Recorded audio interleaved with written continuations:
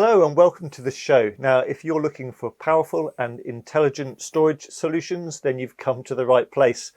In the turmoil of COVID-19, more and more companies were looking to cater for their previous on-premise staff now working remotely, seeking a solution that can work in conjunction with current on-premise storage to give remote workers a seamless in-office experience.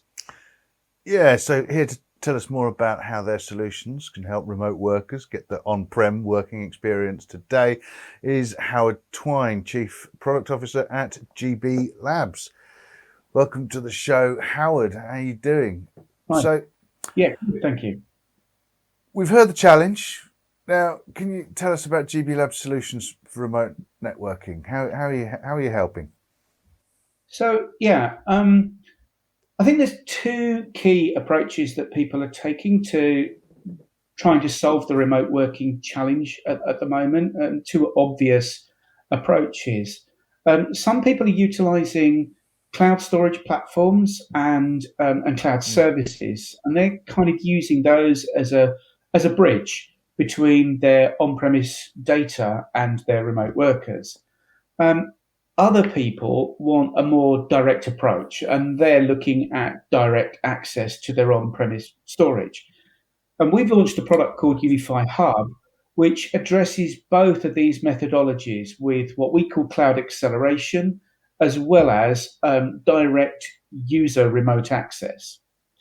Looking at the cloud storage aspect to start with, so Unify Hub accelerates the data by caching files locally on our high performance storage. This is done on demand using our smart cache technology, which downloads and caches only when specific files are needed by the user. This means that the users get that local performance experience when accessing content stored in the cloud.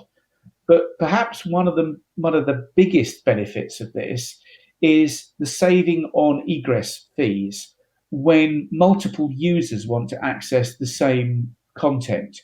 And obviously that's a fairly common situation to be in when working on a collaborative project.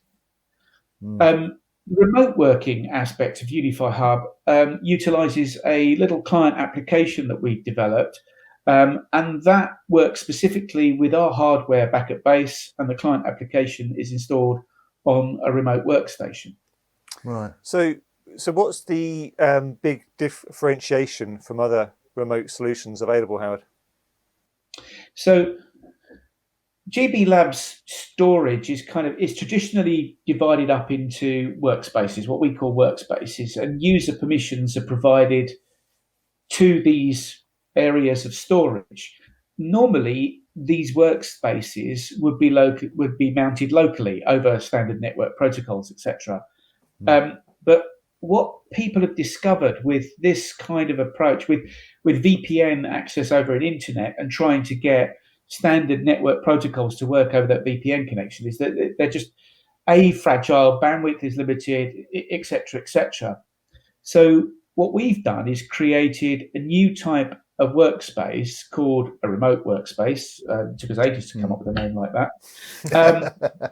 And these remote workspaces can be accessed using the S3 protocol, a protocol that's grown quite a lot over recent years and was actually designed around the needs to access remote storage over an internet connection.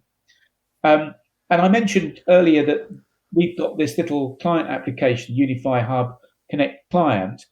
They install that on the remote workstation. It connects and authenticates back to the remote workspaces on premise on our storage.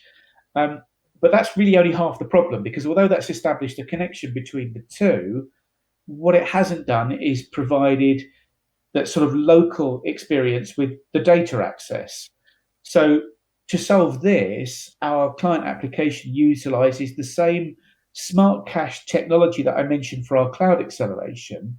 And every time they touch a file, that's cached at a specific location on that remote workstation, on their own workstation that they're using remotely. And that gives them this sort of local experience, where they can also override that, because a lot of people work on projects. They know the content, the files they're going to work on before they do it, kind of thing. So as a result, what we've done is engineered into this the ability to cache in advance. You don't sort of wake up one morning and think, oh, I know what, I'm going to edit a soap opera. You probably knew a couple of days in advance that you were going to do that edit. Yeah. So in that regard, a user can go into our application and say, I want to cache this folder, leave it running sort of overnight or whatever to cache those files in readiness. And obviously, any changes that they make are synchronized back to storage on premise. Yeah, I mean, other than maybe a bit of extra storage at home, if you're talking about a big project, what other hardware is required to get started? Is it suddenly big servers everywhere, or am I just working on my laptop? No, yeah. And this is the thing. So what we've done is Unify Hub is essentially a suite of software tools, and that's available to our existing storage customers. But as shocking as it may seem, not everybody has GBLab storage. Obviously, we'd like to fix that. But in that environment, what we've done is we've built a little appliance, basically a thin 1U server. It's not even a full depth 1U server, and you can integrate that to your existing infrastructure. And in fact, that can actually present other non-GBLab storage as remote workspaces back to home workers, for example. Okay. So let's just assume our storage is in the office. We're working remotely. I mean, what happens when that office goes away? I mean, which for many companies right now is a real option going forwards. Yeah, it is, absolutely. And this sort of co-location type thing is something that we're seeing quite a lot of. And to that end, what we've done with these, not just these remote workspaces, but having the hooks into the Unify Hub set of tools for our own storage or even third-party storage, using this S3 protocol and being able to present the storage as a generic S3 endpoint means it's really quite simple to integrate that to other cloud services. So in that respect, the hardware that we've got can go absolutely anywhere.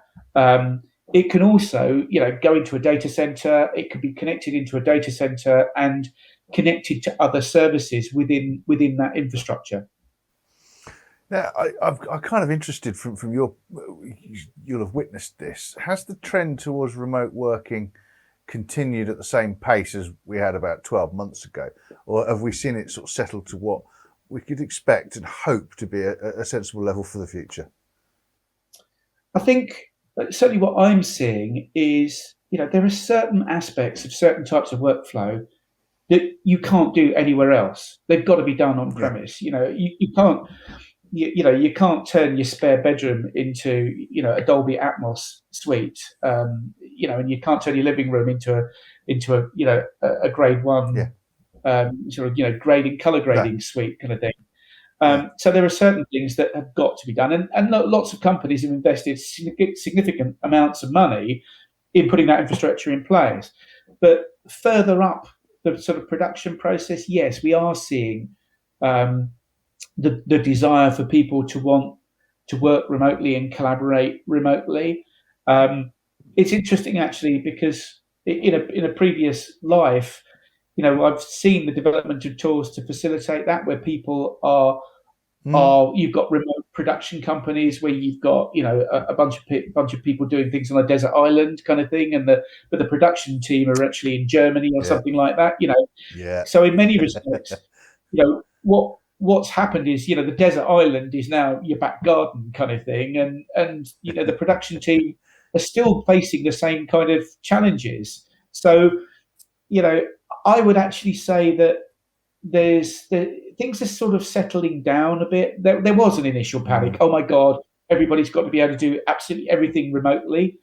I don't see that being the case quite so much now, but there is still a desire for those people that aren't colorists, aren't dubbing editors, etc., to want to contribute and work remotely. we'll settle down to a nice little hybrid model for the future, I reckon. That's Yeah. the bottom line, isn't it? Yeah. Yeah. I think that is going to be the case, and it means that manufacturers like us, our business is built around traditional on-premise storage, and we've, as we've proven with Unify Hub, got to think out the box to facilitate that and make it easier to integrate the products into those sorts of environments. Yeah. Brilliant. Thanks, Howard. I mean, it is interesting, just to add, we were chatting to HHB a few weeks ago. You had a client that did install a Dolby Atmos studio in their spare bedroom, which was quite a challenge, I'm sure. There we go. Thanks, Howard. And yeah, do make sure you check out gblabs.com, where you'll find all the information about Unify Hub. That's it for today. Do also check out kitplusshow.co.uk for information on the fast approaching face-to-face KitPlus show being held at Media City, UK this summer. And finally, many thanks to Mediaproxy, who support KitPlus TV, and you can find out about them at mediaproxy.com. Thanks for watching, and we'll see you next time.